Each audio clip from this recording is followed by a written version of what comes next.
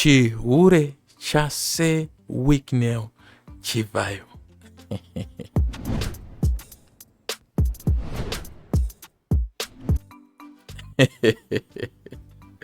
Pakaipa, it's been a long time. Okay, let's talk about this.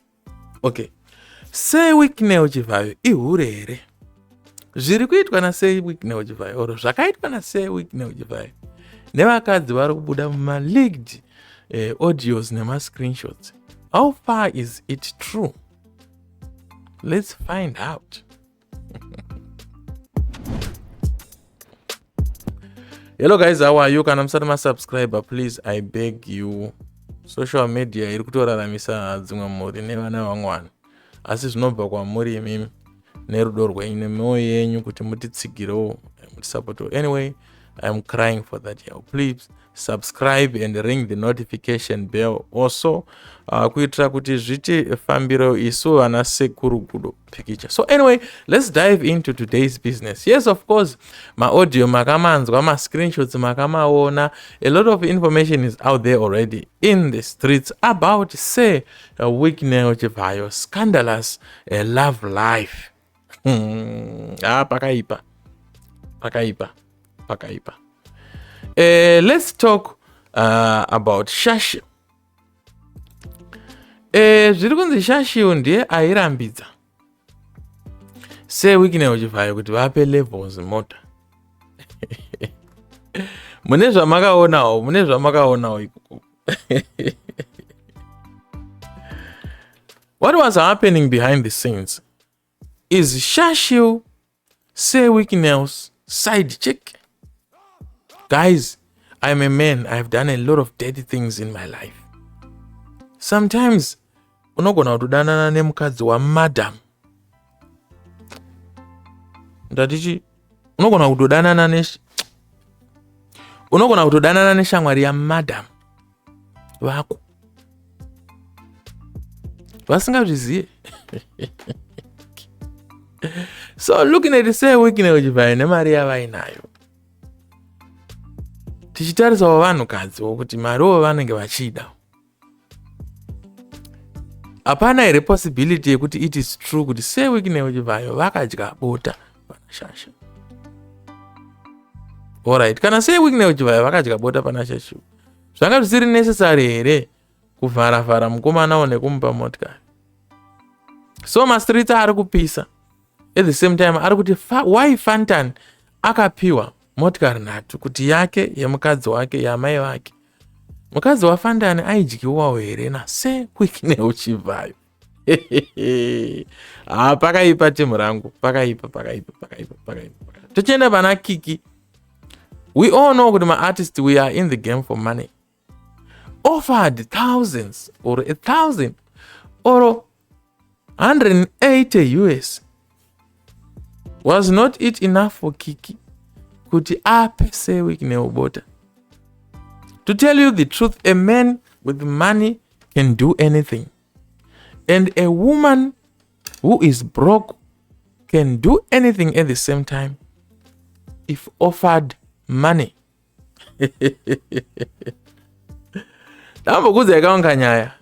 you actually know kuti vakadzi vevanhu vane mari, they live a sad life, they are broke, they don't have money. Vanhu vane mari havape vakadzi vavo mari. They are so stingy. So don't be surprised kana ukazoona mukadzi muprofita kana kuti mukadzi waprofeti akudyiwa bota nase Wicknel chivayo. It is because she doesn't have control of the finances in the house. I know this from a man's standpoint of view. I know this from a man's experience. Varume hatipe vakadzi vedu mari. Saka uchizoona mukadzi achidyiwa bota nagarden boy ari mukadzi waboss. Haisi nyaya. Sometimes, and the funny part of the story, guys, walk with me here. Do you know kuti mukadzi wa boss akapiwa mari nagarden boy hairambe? Did you know why? It is not because of greed. It is because vakadzi vemabosi havatopiwe mari. Mari yavanopiwa inenge yatocalculatwa yatonzi ngaite zvakati. Havatonyatsorina mari dzavo chaidzo. So, money from the garden boy is also accepted and is welcome 100%. Ndo mari anogona kutochengeta naye vabereki vake. Saka a woman will do anything, will go in an extra mile to get money. Saka ni mari dzekwasei Wicknel. Yes, dzaikwanisa kutambirwa naana prophetess. Dzaikwanisa kutodiwa naana Kiki.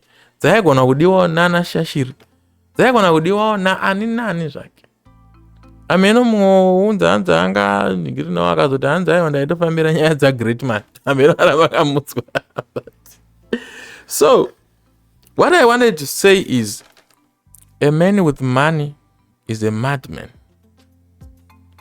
He can do anything. Inini chaende katita mari pana ndikatobata mari pana.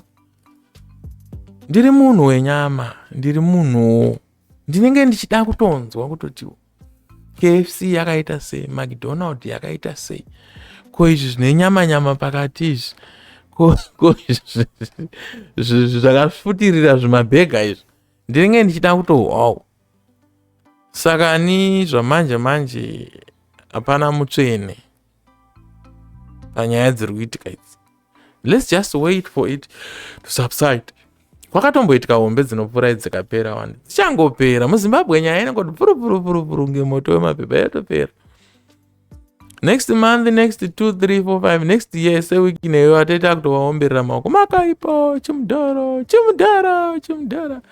This is our nature as Zimbabweans. Tinopururudzira ng'anga inobata mai.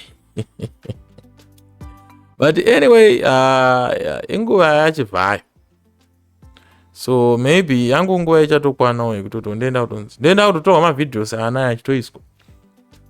Saka please muzondiregererawo because I know I'm a man. I know how it happens.